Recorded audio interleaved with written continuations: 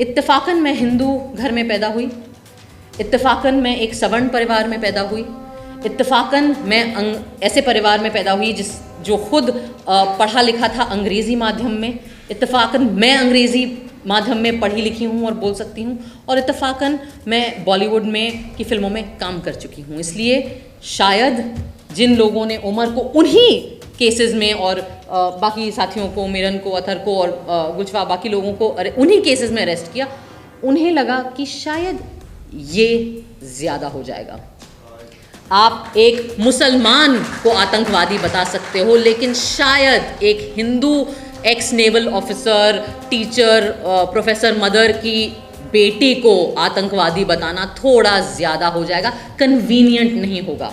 आज़ाद घूम रही हूँ यहाँ पे, स्वतंत्र हूँ, अपनी ज़िंदगी जी रही हूँ, अपनी बच्ची की बर्थडे पार्टी मना रही हूँ, बढ़िया शादी करी, मैंने ढोल बजवाए, क्योंकि इत्तेफाकन मुझे एक प्रिविलेज मिल गया मेरी आइडेंटिटी का, और वो जो मेरा प्रिविलेज है वो अब मेरी जिम्मेदारी है कि जिन लोगों को इत्तेफाकन जिनके नाम मुझसे अलग हैं, या जो मुसलमान नाम हैं, या जो दलित नाम हैं, या जो माइनॉरिटी के नाम हैं, और उनके ऊपर अगर जुल्म हो तो मुझे जो चीज़ जो मेरी रक्षा कर रही है, मेरी जिम्मेदारी है कि मैं उस प्रिविलेज के दम पर अपनी आवाज़ उनके लिए उठाऊं।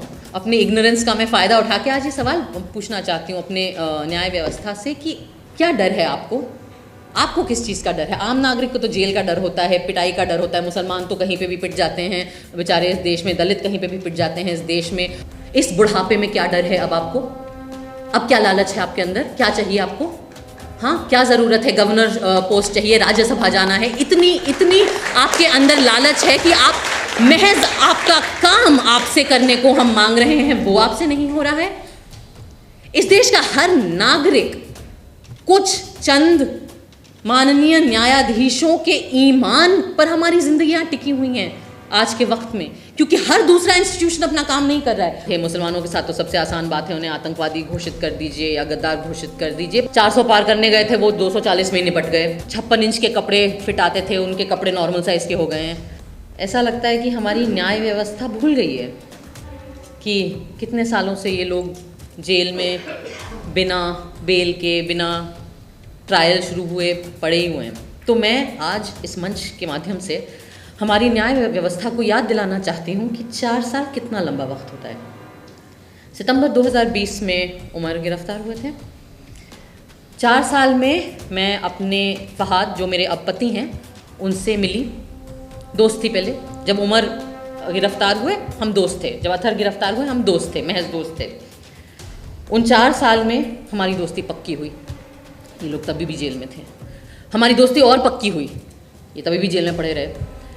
फिर हमें मोहब्बत हो गई, ये तभी भी जेल में थे, इनको बेल की सुनवाई भी नहीं हुई थी। फिर हम एक दूसरे के परिवार से मिल लिए, तभी भी जेल में थे। परिवार मान भी गए, हिंदू मुसलमान शादी है, परिवार मान भी गए, न्याय व्यवस्था अभी तक नहीं मानी हमारी। हमने शादी कर ली, हमारी बच्ची हो गई, हमारी बच्ची अब 1 साल की हो गई। 4 साल बहुत लंबा वक्त होता है। गोदी मीडिया, इंडिपेंडेंट ऑल्टरनेटिव मीडिया की बात नहीं कर रही, आप लोग सच्चे दिल से अपना काम करते हैं, हम उसके आभारी हैं।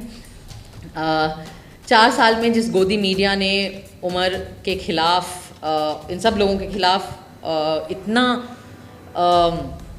इतना विट्रियोलिक, इतना जहरीला कैंपेन चलाया था, वो गोदी मीडिया नंगी हो गई इन 4 साल में।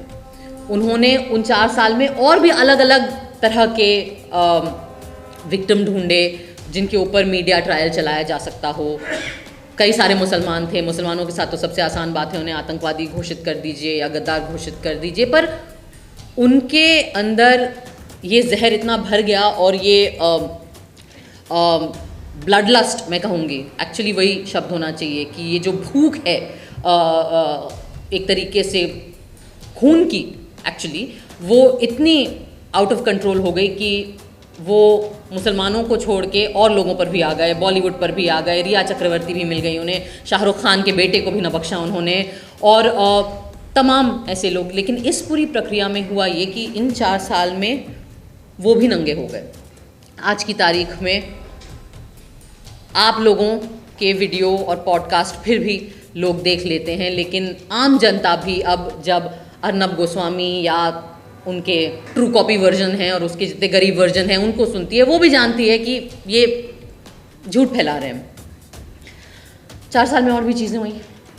जिन लोगों को 56 इंच के कपड़े फिट आते थे, उनके कपड़े नॉर्मल साइज़ के हो गए हैं। जो लोग 400 पार करने गए थे, वो 240 में निपट गए।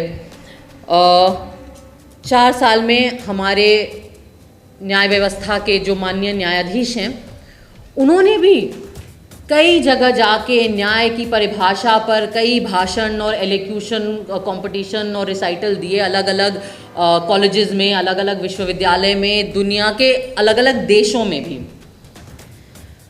4 साल में इस देश का एक कन्विक्टेड, मैं नहीं कह रही हूँ, हमारी न्याय व्यवस्था ने जिसको कन्विक्ट किया है रेप का, वो इंसान राम रहीम, वो भी 4 साल में 10 बार बेल और पैरोल पा गया। 4 साल में गुजरात सरकार ने नई किस्म की बेशर्मी की हदें पार करी और बिल्किस बानो के कन्विक्टेड रेपिस्ट को अच्छे व्यवहार के तहत रिहा भी कर दिया। उस पे ज़्यादा चूं भी ना हुई पहले तो। फिर जब आउटरीच बना सोशल मीडिया पे, इंडिपेंडेंट मीडिया में जो एक्टिविस्ट लोग हैं उनके तहत, 4 साल में चलो गिर के सुप्रीम कोर्ट ने उस कन्विक्शन को, उस रिहाई को भी ओवरटर्न करने का टाइम आ गया। लेकिन 4 साल में हमारी न्याय व्यवस्था को इतना वक्त नहीं मिला कि जिन लोगों को, और ख़ास करके वो चुनिंदा लोग, मैं उस पर भी आना चाहूँगी कि जिन लोगों को झूठे इल्ज़ामात तहत, और जो सबको पता है क्योंकि वीडियो एविडेंस है, आज की डेट में अलग अलग मीडिया पे काफ़ी सारा एविडेंस है, झूठे इल्ज़ामात के तहत गिरफ्तार किया गया, उनके खिलाफ, कई लोगों के खिलाफ ट्रायल भी उन्होंने शुरू करने का वक्त उन्हें नहीं मिला। आज जो मेरी बातें हैं, मैं वो हमारे देश की न्याय व्यवस्था से इसीलिए करना चाहती हूँ क्योंकि इस रूम में जो लोग हैं वो तो आधे लोग तो परिवार वाले हैं, वो खुद पीड़ित हैं इस नाइंसाफ़ी के। बाकी लोग जो एक्टिविस्ट हैं, उन बेचारों की तो ज़िंदगियाँ गुजर गई आवाज़ उठाते उठाते। एक और सवाल पूछना चाहती हूँ, और हो सकता है अब तो खैर आईपीसी बदल गया है, पता नहीं कौन सी एक नई भारत कुछ क्या बीएनएस कुछ न्याय क्या भारतीय न्याय संहिता आ गई है। मैंने उसके पढ़े नहीं है क्या क्या उसमें रूल हैं, तो अब मुझे पता नहीं कि अगर अगली चीज़ जो मैं बोलूँगी उसमें कोई ऐसे कुछ केस बन जाएगा, बन भी सकता है। हमारे देश में आजकल कमाल तो ये है कि किसी भी बात पे केस बन सकता है और हो सकता है आपके ऊपर। मैंने कहीं पढ़ा था कुछ महीने पहले, और बूनू ने भी मुझे बताया था कि उमर की एक डेट आने वाली थी बेल की, और उसके पहले ही जो न्यायाधीश थे जिन्होंने सुनना था वो केस, उन्होंने अपने आप को रेक्यूज़ कर लिया। तो पहले तो मुझे समझ नहीं आया कि रेक्यूज़ क्या होता है। मैंने ये वर्ड पहले सुना नहीं था, तो मैंने उसको गूगल किया, और तो उन्होंने ऐसे अपने आप को निकाल लिया उसमें से कि नहीं, मैं नहीं समझता कि मैं काबिल हूँ कि मैं ये केस सुन सकूँ। क्यों काबिल नहीं हुआ? बड़ी पढ़ाई लिखाई करी होगी आपने जज बनने के लिए, कई सालों से आप आई एम अज्यूमिंग हमारे ही टैक्स के पैसों की तनख्वाह आ रही होगी आपको, हमारे ही टैक्स के पैसों से जो घर बनते हैं सरकारी, उनमें आप रह रहे होगे, हमारे ही टैक्स के पैसों से जो पर्क्स आपको मिले हैं उन पे आपकी ज़िंदगी कंफर्टेबल है। तो आपको क्यों ये हक है अपने आप को रिक्यूज़ करने का अपनी जिम्मेदारियों से? क्या ये हिंदुस्तान के नागरिकों के साथ गद्दारी नहीं है? हो सकता है आपको लगे कि मैं बहुत भारी भरकम शब्द इस्तेमाल कर रही हूँ, लेकिन आपको नहीं लगता कि जिन लोगों को के हाथ में सत्ता दी गई है हमारे इस लोकतांत्रिक व्यवस्था के थ्रू, जिन्हें, तो आपको नहीं लगता कि उस सत्ता की जिम्मेदारी आप पर बनती है? आपको नहीं लगता कि जो प्रिविलेजेस आपको मिले हैं अपनी पोजीशन की वजह से कम बेसिकली आपको सिर्फ इतना कहा जा रहा है कि आप अपना काम करें, आप केस पढ़ें, आप अपनी बुक्स देखें, आप अपना कॉन्स्टिट्यूशन देखें, आप जो भी आईपीसी देखें और आप उसके ऊपर डिसाइड करें। इसका आपको वक्त नहीं मिल रहा है। कपिल सिब्बल साहब ने कहा कि मुझे 20 मिनट दे दीजिए, आपको 20 मिनट नहीं मिल रहे। माननीय प्रधानमंत्री के साथ आपको गणेश पूजा करने का बहुत वक्त मिल गया था, पर अपना काम करने के लिए 20 मिनट नहीं मिलते हमारे न्यायाधीशों को। एक जस्टिस थे, शायद उनका नाम बोपन्ना जी था, उन्होंने कहा मुझे 2 मिनट लगेंगे उमर का केस में वर्डिक्ट सुनाने में। बड़ी अच्छी बात है, बड़ा आपने सीना ठोक के दावा कर दिया, तो 2 मिनट नहीं मिले आपको। मैं इसलिए ये सवाल पूछना चाहती हूँ कि अक्सर हम बड़ी आसानी से नेताओं को गालियाँ देते हैं, बड़ी आसानी से पुलिस को गाली दे देते हैं, हम बड़ी आसानी से एक दूसरे को गाली देते हैं, लेकिन न्याय व्यवस्था से कोई भी सवाल उठाने में बहुत डर लगता है, क्योंकि कंटेम्प्ट ऑफ कोर्ट हो जाएगा। यहाँ जितने लोग बैठे हैं, हम श्योर उन सब पे लग चुका है। कुणाल के ऊपर तो ऑलमोस्ट ये गए थे अंदर, ऑलमोस्ट, फिर बच गए थैंक्स टू इत्तेफाकन accident of birth, surname Kamra है इनका। मेरे ऊपर भी लगा था 2 बार कंटेम्प्ट ऑफ कोर्ट, लेकिन वो इतना बेवकूफ़ी भरा एलिगेशन था कि उन्होंने लिया ही नहीं। तो आज मैं पता नहीं, शायद नई आईपीसी में कंटेम्प्ट ऑफ कोर्ट हो ही ना, मैंने देखा नहीं। अपने इग्नोरेंस का मैं फ़ायदा उठा के आज ये सवाल पूछना चाहती हूँ अपने न्याय व्यवस्था से कि क्यों, क्या डर है आपको किस चीज़ का डर है? आम नागरिक को तो जेल का डर होता है, पिटाई का डर होता है, मुसलमान तो कहीं पे भी पिट जाते हैं बेचारे इस देश में, दलित कहीं पे भी पिट जाते हैं इस देश में। हम लोगों को भी डर लग सकता है कि काम नहीं मिलेगा, कॉमेडी के शोज़ नहीं मिलेंगे, फिल्में बंद हो जाएंगी, जिनके बच्चे हैं छोटे छोटे उनको अलग अलग किस्म के डर लगते हैं। आपको क्या डर लगता है? आपके पास तो पूरा तंत्र है, आपके पास तो सारी सरकारी तंत्र है। जब तक आप इन बड़े बड़े सुप्रीम कोर्ट, हाई कोर्ट तक पहुंच जाते हो, आप तो 60 साल 50 साल के ऊपर होते होंगे, आपके तो बच्चे भी बड़े हो गए होंगे, अच्छी महंगी कॉलेजेस में आप उन्हें पढ़ाते हैं, बाहर भेजते हैं यूनिवर्सिटीज़ में, वो भी सेटल हो जाते हैं, उनकी शादियाँ हो जाती हैं, उनके भी बच्चे होते हैं। तो इस बुढ़ापे में क्या डर है अब आपको? अब क्या लालच है आपके अंदर? क्या चाहिए आपको? हाँ, क्या ज़रूरत है? गवर्नर पोस्ट चाहिए, राज्यसभा जाना है, इतनी आपके अंदर लालच है कि आप महज आपका काम आपसे करने को हम मांग रहे हैं, वो आपसे नहीं हो रहा है।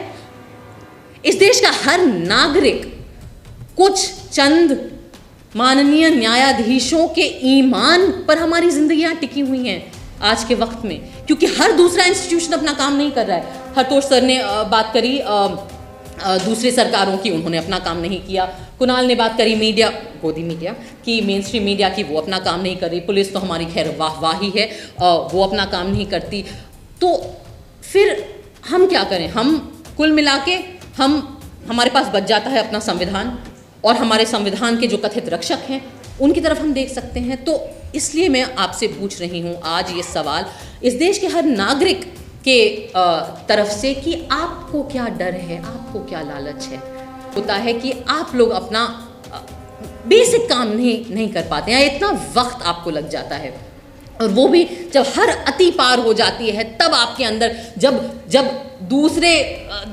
स्टेट्स के चीफ मिनिस्टर अरेस्ट होने लगते हैं, जब इतना सर से पानी इतनी ऑब्वियस चीज़ें हो जाती हैं, उसके बाद इलेक्शन आ जाता है, फिर 400 पार नहीं होते, आप हार ही जाते हैं, आपको बैसाखी की सरकार चलानी पड़ रही है, तब हमारे माननीय न्यायाधीशों को वक्त मिलता है कि वो बेल की सुनवाई लोगों की करना शुरू कर दें।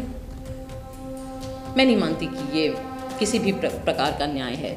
न्याय करने में होता है, न्याय बोलने में नहीं होता, न्याय भाषणबाजी नहीं होती, न्याय एक्शन होता है। और आज मैं ये बोलना चाहूँगी कि मुझे